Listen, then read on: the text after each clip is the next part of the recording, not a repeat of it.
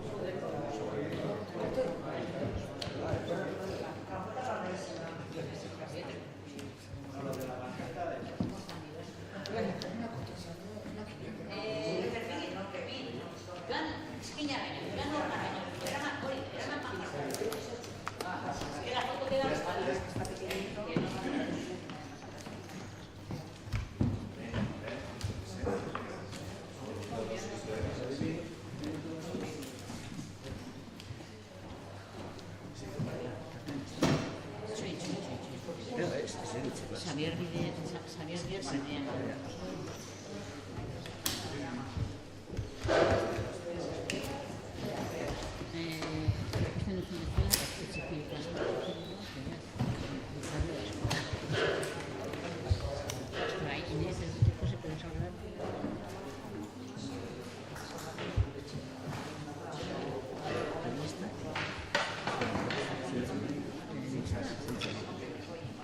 Navarra 4, Navarra Televisión, ETV. Hau da gurea, hau da Robenena, hau da Cadena Ser, eta hau ez da.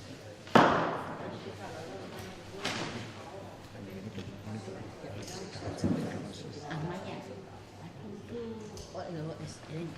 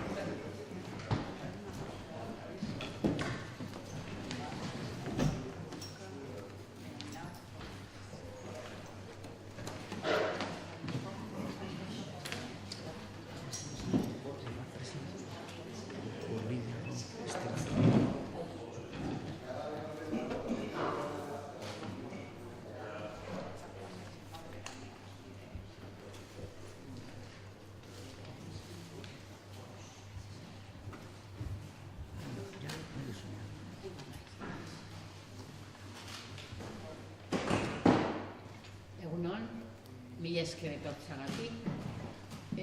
Gu Sabina Kuadra eta Presentzu Bilaga gara. San Fermin 28 gogoan ekimenaren partaideak eta ja prentsa aurreari emango dio hasiera. Uztailaren 13an, ostiralarekin jakin genuen poliziak pertsona batzuk komisarian deklaratzeko deitu zituzten. Estatuari egindako ustezko kalumnia delitu batengatik. San Ferminen 78 gogoan ekimenaren pankartako testuak zirela gauza. Pankartak deitutakoen etxeen markoietan zeuden zintzirikatuak. San Ferminen 78 gogoan ekimena bere gain hartzen duela euneko pankarta horien diseinua, gauzatze eta jartzeari dagokion guztia. Hortaz ez dugu ikusten inolako zentzurik beste edozeini erantzukizuna leporatzea. Pankarta hauekin eta uztailaren 8an egindako ekitaldiekin eman diogu bukaera urte osoan burutu ditugun hainbat jarduerei. Anitzak izan dira eta baita ere arrakastatsuak. Gainera, kanpaina honek, dakizuen bezala, bere goiburuan nagusia izan du impunitateari stop, impunidad.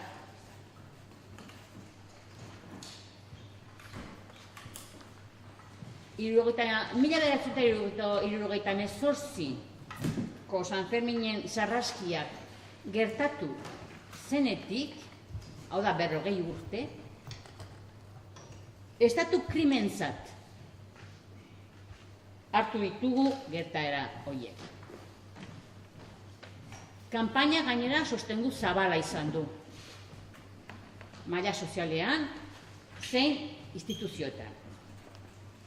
Beraz, salatu nahi dugu, delitua egin zutenak babesten jarraitzen duten bitartean, krimenura salatzen dutenak jazartzen dituzten.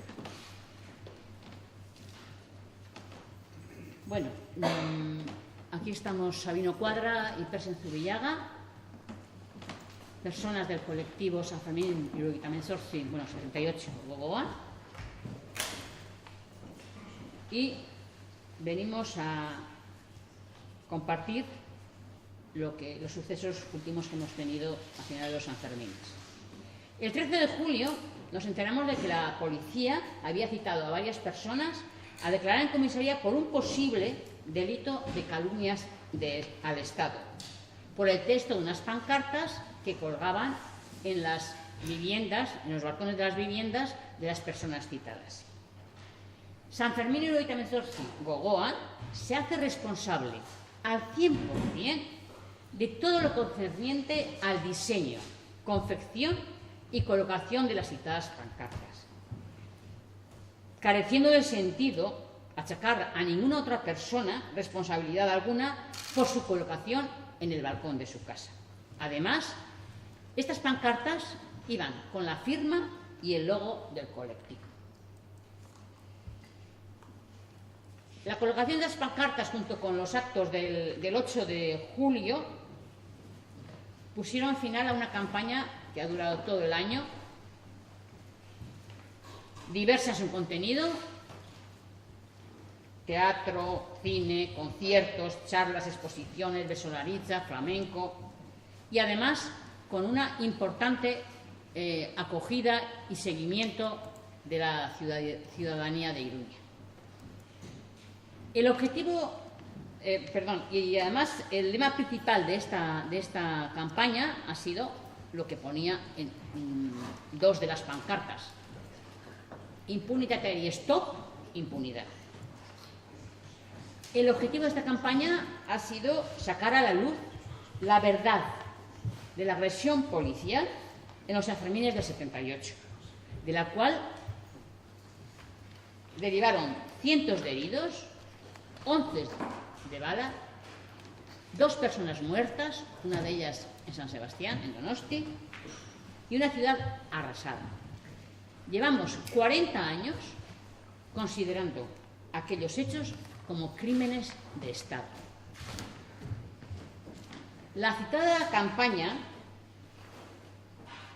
ha obtenido un amplio apoyo social. Más de 100 colectivos firmaron el manifiesto, así como institucional, Ayuntamiento de Pamplona, Gobierno de Navarra, Parlamento, un importante y amplio abanico de fuerzas políticas presentes en el Congreso Español y en el Parlamento Europeo también han apoyado. Uno de los apartados más importantes de la campaña ha sido lograr que el Ayuntamiento de Iruña cree una comisión de investigación de lo ocurrido para esclarecer lo ocurrido en los Sanfermines del 78, cuyo dictamen reafirma la calificación de aquellos hechos como crímenes de lesa humanidad. Igualmente hemos pedido en repetidas ocasiones a diferentes instituciones la desclasificación de los documentos relacionados con los sucesos. Queremos denunciar el hecho que mientras la actuación de la policía española en relación a la investigación de aquella agresión ha sido claramente obstruccionista y protectora para con sus responsables, abren diligencias por un supuesto de injurias a las instituciones contra quienes denuncian 40 años de impunidad. En resumen, se sigue encubriendo a quienes delinquieron y se persigue a quienes denuncian aquel crimen. Resulta paradójico que hoy, 18 de julio, estemos denunciando esta agresión a la libertad de expresión, cuando se cumplen 82 años del golpe de Estado que dio paso a más de 100.000 personas fusiladas y nos trajo 40 años de dictadura. Además, estos días también hemos podido ver a cientos de fascistas que se han concentrado frente al Valle de los Caídos con total impunidad para dar vivas a aquel genocidio y a sus responsables. Mila esker. Sabina.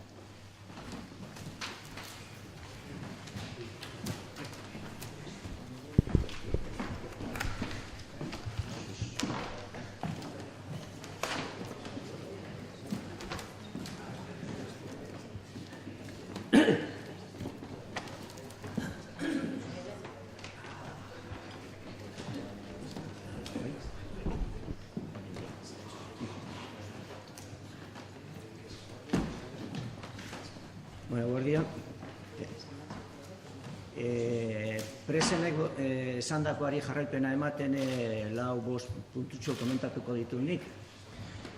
Dakizuenez, eta presenek esan duen bezala, poliziak diligentziak ireki zituen pankarten aitzakiarekin, eta gero gobernuaren ordezkaritzak ateratako prentsa oharrean, ordezkariak berak sostengu eta babes osoa eman zion poliziak egindakoari. Eta bi gauza hauek, poliziak eginiko eta ordezkariak emandako sostengua eta babesa, adierazpen askatasunaren kontrako eraso larritzat hartzen dugu gure taldeko. Horrekin batera, eta normala denez, erantzunkizun politiko osoa ordezkariaren gain jartzen dugu. Bera delako arduraduna kontu honetan. Esan behar dugu, baita ere, ordezkaritzak ateratako prentsa oharrean, pasaden astean larun batean atera zuen prentsa oharrean, espreski eta lehenbiziko aldiz azken 40 urteotan, espreski onartzen da eta aldarrikatzen da Germanen heriotza erailketa bat izan zela, asesinatoa.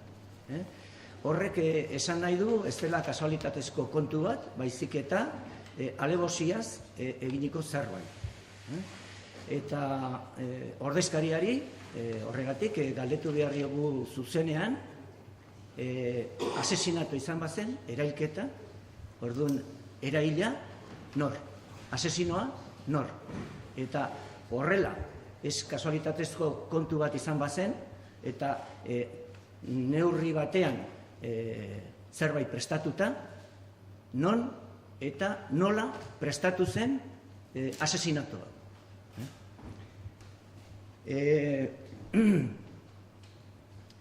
Presenek esan duen moduan, ikusten ari garena da, gauza guzti horiek ikertu beharrean, gobernuaren ordezkaritzak egiten, eta poliziak egiten ari dena dela, impunitateari stop eta estatu krimena leloak zituzten pankarten bila ibiltzea, eta pankarta horiek onartu zituzten pertsonak horien kontra diligentziak irekitzea eta delitu bat leporatzea. San Ferminetan, uztailaren 8ko ekitaldian esan denun bezala, ekitaldi hori ezen punto final de nada, baizik eta segituko genukela udazkenean gure kanpainarekin. Aurpegi anitzeko kanpaina izan da eta izanen da. Arlo askotan bideratuko duguna, sozialki, politikoki, instituzionalki eta judizialki. Eta poliziak eta gobernadore zibilak, gobernuaren ordezkariak eginikoa, ez da izango oztopo kanpaina honi jarraipen emateko. Eta horrekin batera, beste gauza bat esan behar dugu. Bitartean, espreski eta tinko, esaten diogu ordezkariari, eginiko guzia bertan bera ustea. Diligentzia guztiak artxibatu. Eta, horrela ez bada, segitzen badute planteamendu honekin, gure aldetik adierazpen askatasunaren aldeko kanpaina potolo bat eginen dugula arlo guztietan, baita ere. Kanpaina luzea, sakona, herrikoia eta zabalduta, esparru guztietara. Decía que, dando un poco continuidad a lo que ha comentado Prese, las actuaciones policiales realizadas durante todos estos días, diligencias, llamamientos a declarar a la gente y, sobre todo, el respaldo político que se ha dado por parte, respaldo político legal, que se ha dado por parte de la delegación del Gobierno, por parte del delegado del Gobierno a todas estas actuaciones, diciendo que son algo normal y que, de oficio se hacen estas cosas para pasarlas al juez, nos parece, además de un despropósito total desde un punto de vista legal, un atentado frontal contra la libertad de expresión. Y en esta medida hacemos responsable directo al delegado del Gobierno por todas estas actuaciones, que si bien parece han sido iniciadas de oficio por la policía, a las mismas ha dado su más completo apoyo y le sigue dando. Nos ha sorprendido en estos días cómo en la nota de prensa que sacó la delegación del Gobierno el pasado sábado, el 14 de julio, se hace referencia expresa a que la muerte de Germán fue un asesinato.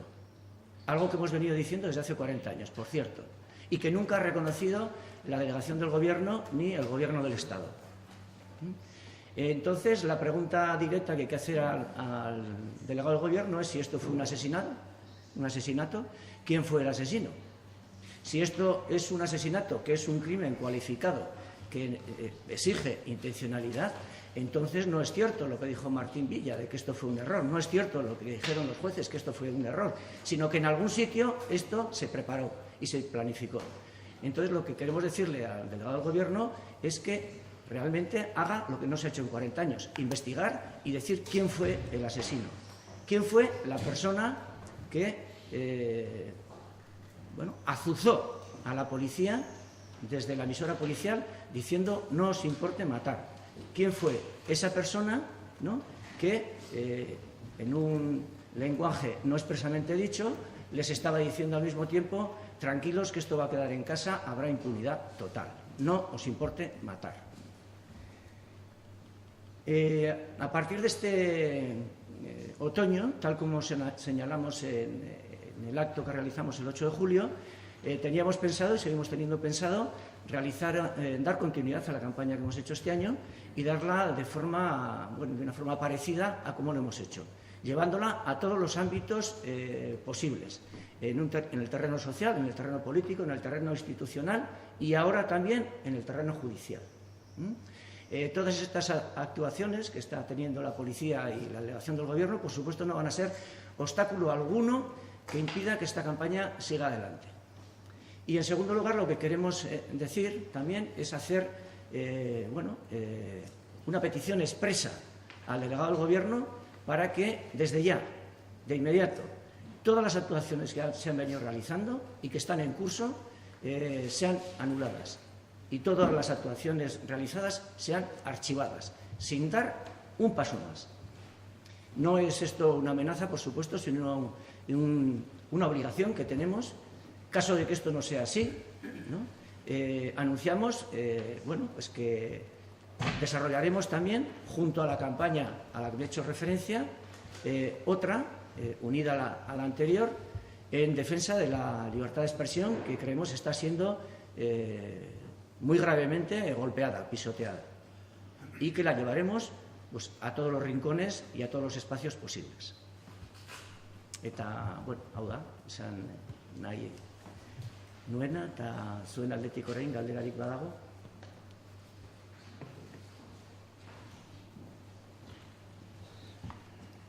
No, ahaztu zait, eta derrigorrezkoa da, eskerrak ematea, gure eskerrik beroenak, orain arte, egun hauetan, jaso ditugun elkartasun, agur asko, eta mezu asko, eta eskerrak eman dizkigu, eman dituzten talde guztiei.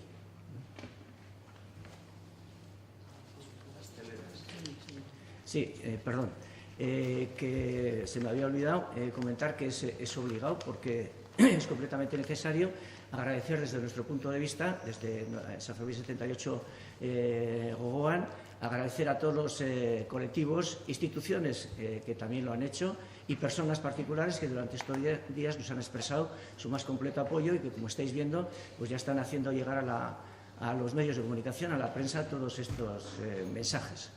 Mensajes de todo tipo, procedentes de todos los lugares, tanto de aquí como del resto del Estado, y también las que están en marcha ya hoy en día en el propio Parlamento Europeo. ¿Ha llamado la policía a alguna persona más para declarar? ¿Ha parado como dijo que iba a hacer?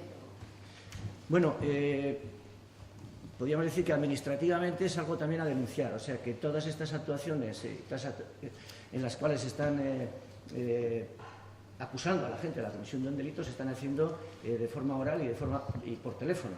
Nos parece una falta de seriedad total por parte de la policía. En cualquier caso, desde las que se hicieron el viernes pasado, pues no ha habido ninguna más que nosotros sepamos. Por terminar con la información, una persona ha sido llamada a declarar, también un vecino de esta persona, en relación con una de las pancartas, y se ha comentado expresamente, mientras se hacía esta declaración, que no se iban a tomar más declaraciones en relación con el tema, que se daba las diligencias en principio por instruidas y que se pasarían al juez. Esto es lo que se ha dicho también verbalmente. A destacar que en todos estos días no hemos tenido nadie ha recibido ninguna comunicación por escrita de ningún tipo que permita saber con un poco más de detalle de qué habla la delegación del Gobierno y de qué habla la policía.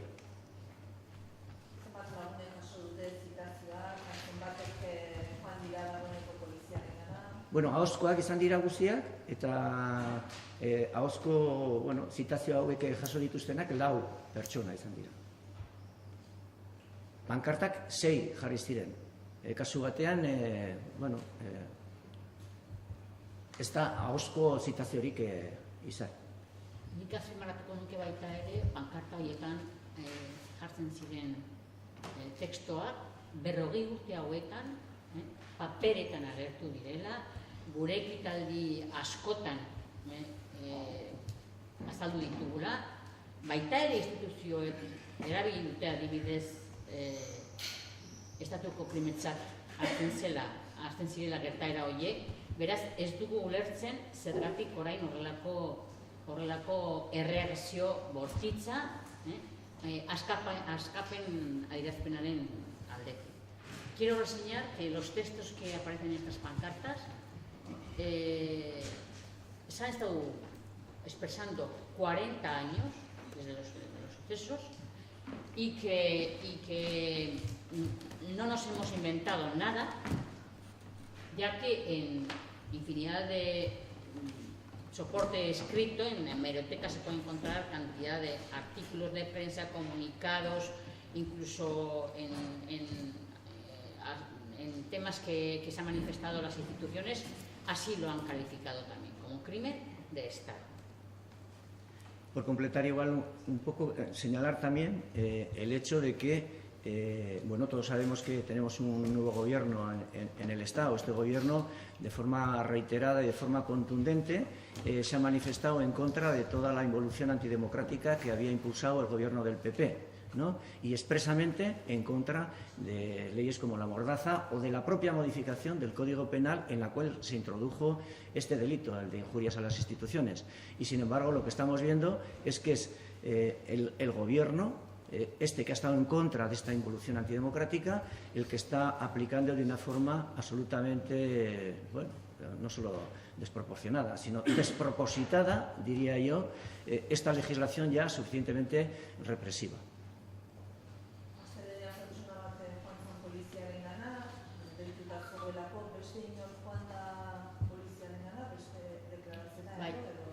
Joan da, esan duen zaino, bere bizi, pankarta batean bi pisu zeuken erabilia, eta deitu dute bekoa, baino ez imputatua bezala, baizik lekukoa bezala. Beste trataera eman dio.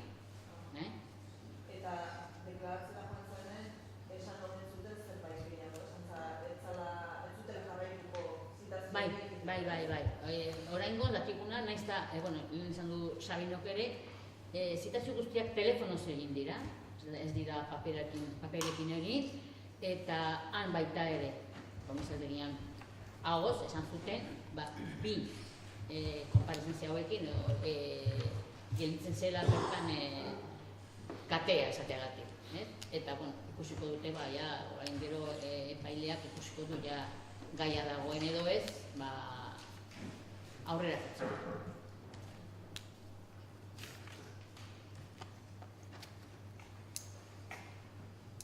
Gehiagori? Algo más? No? Eskerrik asko etortzeagatik eta